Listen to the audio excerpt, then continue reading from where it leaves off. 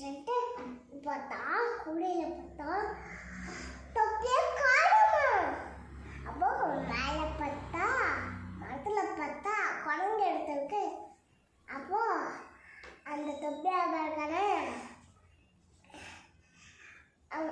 அவர் கையில தொப்பிஞ்சான். இப்படி பண்ணாராமா குரங்கு இப்படி பண்ணிச்சான். இப்படி போட்டாராமா குரங்கு இப்படி போச்சான். இப்படி தூக்கிச்சுனாராமா குரங்கு இப்படி தூக்கிச்சான். அப்போ எல்லாம் சந்தோஷமாயிட்டு எல்லா தொப்பிங்களையும் கூடைக்குள்ள போட்டு